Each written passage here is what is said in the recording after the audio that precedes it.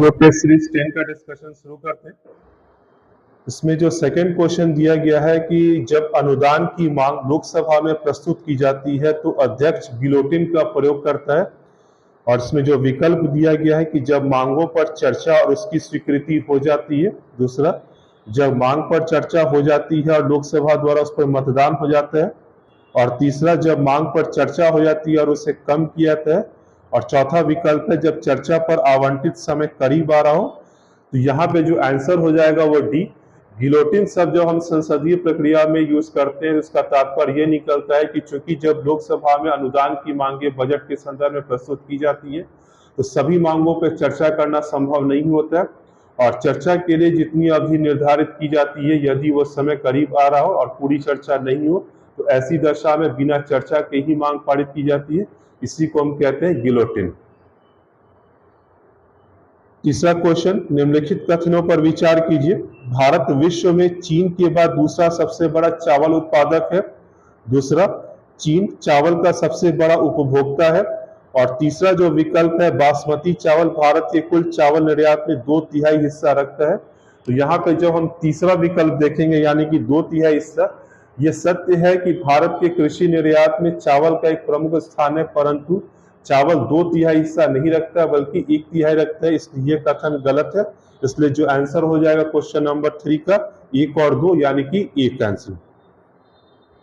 Question number 5, निम्नलिखित पर विचार करें और कुछ विकल्प यहाँ पे दिया गया है। जलवायु अनुकूलन, दूसरा है बाढ़ को कम करना, तीसरा है सूखा के प्रति लचीलापन, और चौथा है स्थायी परिदृश्य।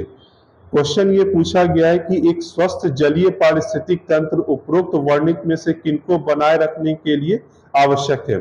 तो यहाँ पे अगर हम देखें तो यहाँ पे सभी विकल्प सही हो जाएंगे, यानी कि इसका डी आंसर होगा ये।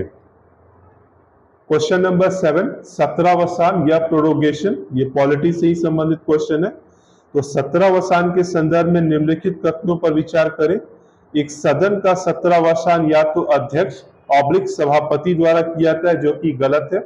दूसरा, 17वां सत्र की समाप्ति होता है, यह कथन सही है। और 17वां स्थगन से पहले होता है, यह विकल्प गलत है। और चौथा, 17वां कैबिनेट की सलाह के बाद होता है। और यहाँ पे जो क्वेश्चन पूछा गया है कि उपरोक्त वर्णित कथनों में से कितने सही है, तो चूंकि यहाँ पे 4 कथन दिया गया जिसमें से 2 सही है, इसलिए केवल 2। क्वेश्चन नंबर 9, स्वच्छ भारत अभियान के संदर्भ में निम्नलिखित कथनों पर विचार करें। सबसे पहला, इस मिशन को 2 भागों में बांटा गया, सही है ये। इस मिशन का क्रियान्वयन आवास और शहरी मामलों का मंत्रालय कर रहा है। और तीसरा है, यह इस मिशन का उद्देश्य व्यक्तिगत और सामुदायिक शौचालय का निर्माण करना है, जो कि यहाँ पे तीनों विकल्प सही है, यानी कि डी सभी। क्वेश्चन नंबर 11, निम्नलिखित कथनों पर विचार करें, और यह भी क्वेश्चन पॉलिटी से ही रिलेटेड है। पहला जो विकल्प है, 1833 के चार्टर अधिनियम से पहले पारित अधिनियमों के तहत बनाए गए कानूनों को विनियम कहा जाता था, यानी कि रेगुलेशन, ये सही है। 1833 और उसके बाद बनाए गए कानूनों के संसद को कानून कहा जाता था, यह विकल्प भी सही है। और तीसरा, 1861 के भारतीय परिषद अधिनियम में वायसराय को आपातकाल के दौरान अध्यादेश जारी करने का अधिकार दिया, यह कथन भी सही है। और यहाँ पे क्वेश्चन यही पूछा गया है कि उपरोक्त वर्णित कथनों में से कितने सत्य हैं, यानी कि सभी। क्वेश्चन नंबर 12, इनमें से कौन सा कथन सरेंडर वैल्यू को सही से निरूपित करता है। तो पहला विकल्प दिया गया है कि चुनावों के बाद उम्मीदवारों को लौटाई जाने वाली राशि। दूसरा है, प्रीमियम का भुगतान बंद होने के बाद बीमा धारक को प्राप्त राशि। और तीसरा है, बीमा योजना की अवधि पूरा होने पर प्राप्त राशि। और चौथा है, बैंकों द्वारा ऋण प्रदान किए जाने पर वसूली गई सुरक्षा राशि। तो यहाँ पे जो दूसरा ऑप्शन यानी कि बी है कि प्रीमियम का भुगतान बंद होने के बाद बीमा धारक को जो राशि प्राप्त होती है उसे ही हम सरेंडर वैल्यू कहते हैं। क्वेश्चन नंबर 14, ये भी पॉलिटी से ही है। निम्नलिखित कथनों पर विचार करें।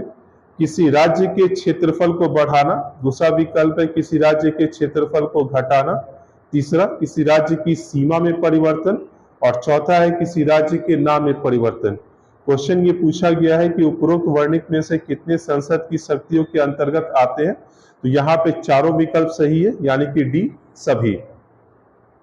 क्वेश्चन नंबर 15, भारत के साथ सबसे लंबी स्थलीय सीमा कौन सा देश बनाता है? जिसमें से पहला विकल्प है नेपाल, दूसरा है भूटान, तीसरा है बांग्लादेश और चौथा है चीन। तो यहाँ पे जो सी आंसर होगा यानी कि बांग्लादेश। क्वेश्चन नंबर 17, ये भी पॉलिटी से ही है। प्रतिषेध और उत्प्रेषण यानी कि प्रोहिबिशन और सेटिलरी के संदर्भ में निम्नलिखित कथनों पर विचार करें। सबसे पहला है, ये प्रशासनिक अधिकारियों के विरुद्ध जारी किए जाते हैं, जो कि गलत है। दूसरा, ये अपने अधिकार क्षेत्र की सीमाओं के भीतर अधिकारियों को सीमित करने के लिए होते हैं, यह कथन भी गलत है। और तीसरा, जिन आधारों पर इन्हें जारी किया जाता है वे समान होते हैं। तो यहाँ पे हमें यह ध्यान में रखना होगा कि जब भी हम प्रतिषेध और उत्प्रेषण की बात करते हैं तो ये न्यायिक अधिकारियों के विरुद्ध जारी किया जाता है, ना कि लोक अधिकारियों के विरुद्ध। लेकिन जिन आधार पे जारी किया जाता है वो समान होते हैं, लेकिन इनका दायरा थोड़ा सा अलग होता है। तो यहाँ पे जो क्वेश्चन पूछा गया है कि उपरोक्त वर्णित कथन में से कितने सही है, तो पहला और दूसरा गलत है, लेकिन जो तीसरा पॉइंट है वो सही है, इसलिए आंसर हो जाएगा केवल एक। क्वेश्चन नंबर 20, ये भी पॉलिटी से ही है। निम्नलिखित कथनों पर विचार करें। भारत के नियंत्रक एवं महालेखा परीक्षक के सभी प्रतिवेदन, नंबर 1, जो संघ और राज्य के खातों से संबंधित होते हैं, भारत के राष्ट्रपति को प्रस्तुत किए जाते हैं। दूसरा, जो राज्य के खातों से संबंधित होते हैं, राज्य के राज्यपाल को सौंपे जाते हैं। और तीसरा, जो राज्य के खातों से संबंधित होते हैं और विशेषकर जो कि अनुदान दिए गए संदर्भ में, वो केंद्रीय वित्त मंत्री को सौंपे जाते हैं। तो यहाँ पे सिर्फ एक कथन सही है, क्योंकि पहले वाले कथन में राज्य के खातों को जोड़ा गया तो राष्ट्रपति को नहीं दिया था, इसलिए जो आंसर हो जाएगा केवल एक। क्वेश्चन नंबर 21, राष्ट्रीय नदी संरक्षण निदेशालय किस केंद्रीय मंत्रालय के तहत कार्य करता है? और यहाँ पे विकल्प दिया गया कृषि मंत्रालय, दूसरा जल शक्ति मंत्रालय, तीसरा ग्रामीण विकास मंत्रालय और चौथा है पर्यावरण वन और जलवायु परिवर्तन मंत्रालय। तो जो आंसर हो जाएगा यहाँ पे हमारा जल शक्ति मंत्रालय। क्वेश्चन नंबर 23, ये आर्ट एंड कल्चर से ये जुड़ा हुआ है।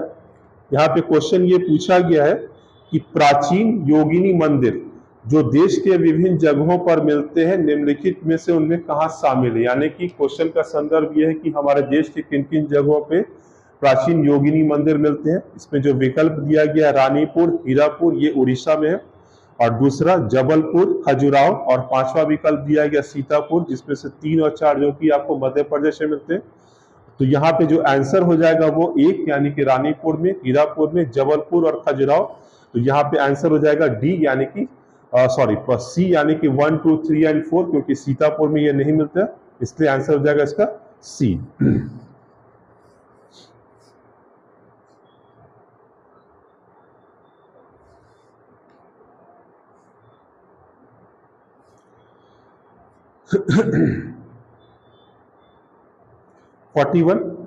संविधान के निम्नलिखित अनुच्छेदों पर विचार करें। यहाँ पे 4 दिए गए विकल्प। अनुच्छेद 29, क्वेश्चन नंबर 2 विकल्प 2 में अनुच्छेद 30 और तीसरा है अनुच्छेद 120 और चौथा है अनुच्छेद 345। क्वेश्चन ये पूछा गया है कि उपरोक्त वर्णित कितने अनुच्छेदों का संबंध भारत की भाषाओं से है? ऑब्वियसली अगर हम सबसे पहला अनुच्छेद देखें इसमें, यानी कि अनुच्छेद 29 उसका संबंध है, परंतु अनुच्छेद 30 का संबंध नहीं है। तीसरा अनुच्छेद 120, क्योंकि ये संसद की कार्रवाई के संदर्भ में भाषा से जुड़ा हुआ है। और चौथा 345, ये तो है। जो आंसर इसका हो जाएगा 4 में से 3, यानी कि सभी, यानी कि केवल 3। क्वेश्चन नंबर 42, निम्नलिखित कथनों पर विचार कीजिए। नंबर 1, स्थलीय स्पेक्ट्रम का प्रयोग मोबाइल संचार में होता है, यह भी सही है। उपग्रह स्पेक्ट्रम की कोई राष्ट्रीय क्षेत्रीय सीमा नहीं है, यह कथन सही है। और तीसरा कथन ये पूछा गया है कि भारत में उपग्रह स्पेक्ट्रम का आवंटन वायु तरंगों की नीलामी के माध्यम से होता है, ये कथन सही नहीं है। नीलामी के माध्यम से ये नहीं होता है, बल्कि प्रशासनिक तरीके के माध्यम से इसको किया जाता है। तो जो सही कोड यहाँ पे हो जाएगा बी, 1 और 2।